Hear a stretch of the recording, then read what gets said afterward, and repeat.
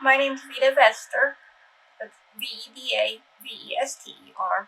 I have neurofibromatosis type 1, or what they call NF1. I also have congenital pseudoarthrosis of the right tibia and right knee.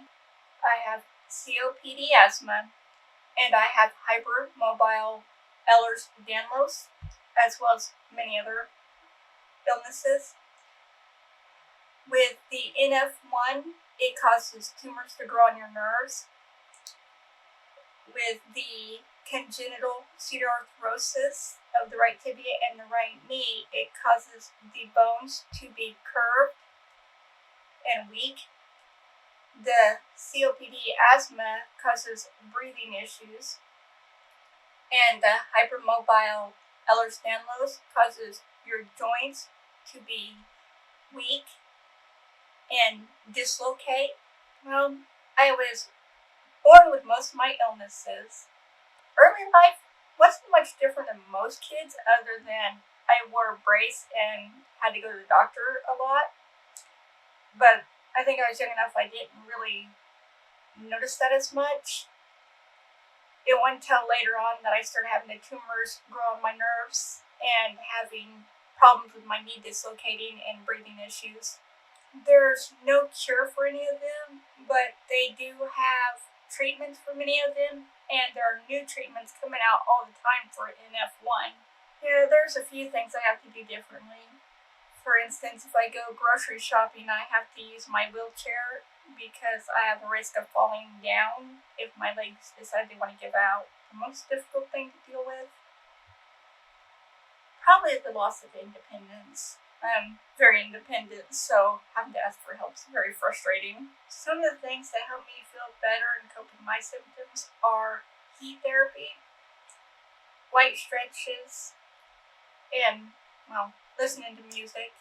I think that my illnesses stopped me from going hiking or working in the garden many times because of the pain that I experienced, and because not being able to walk as well anymore. My illnesses are progressive, so they've steadily gotten worse over time. Some of my illnesses, I have symptoms all the time, but from varying degrees. Others, I can go days, weeks, or even months without having a symptom. Having kids who struggle with health issues is a little frustrating because my oldest has some of the same ones I have, so I hate seeing her struggle with them the way I do at times, and sometimes hers are worse.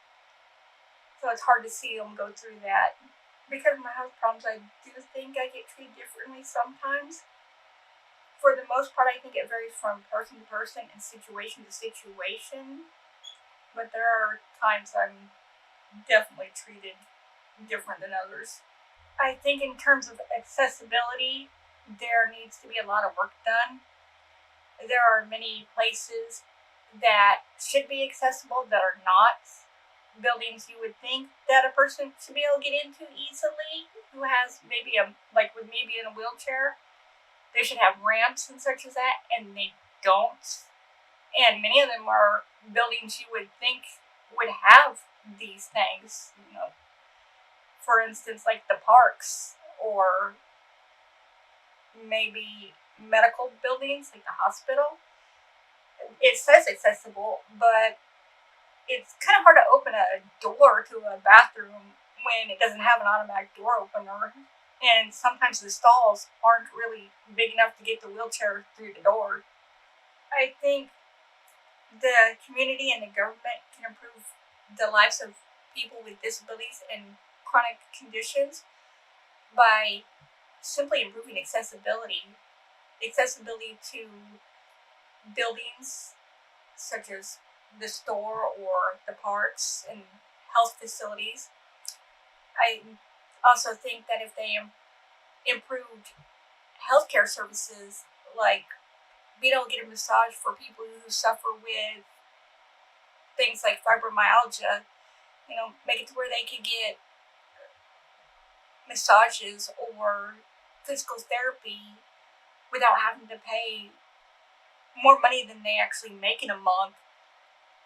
or and maybe transportation. Some people can't drive. Like, I'm not able to drive, and if I don't have someone to take me, then I can't go to my doctor's appointment.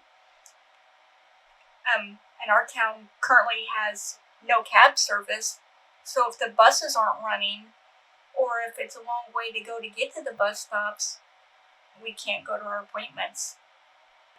I've actually got an infection right now, and I only have a certain amount of work I can have done on my teeth in a year. Like, for me to get dentures is almost more than I would make in several months. I mean, just a lot of changes to accessibility in all those venues would help. Well, currently I'm taking classes, college classes for writing through Full Sail. It can be a struggle at times because I do really want to get my BFA for creative writing, but my health isn't always cooperative. I do think I'm doing pretty well, all things considered, and I have managed to stay on track for the most part.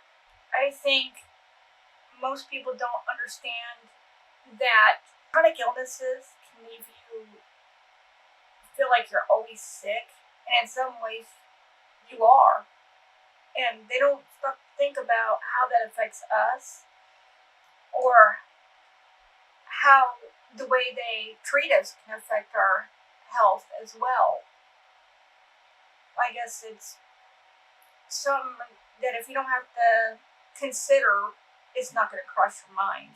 One thing I'd like for people to know about chronic illness is that just because someone has the same illness as I do or as another person doesn't mean they're affected the same way. Everybody's illness is going to have a different way of affecting them. And just because it's easy for me to deal with one of my illnesses doesn't mean someone with the exact same illness is going to handle it the same way. One thing I'd like for people to know that I could add to this is that if you see somebody who's disabled out, whether they're grocery shopping or walking in the park or just anywhere, don't help them without first asking.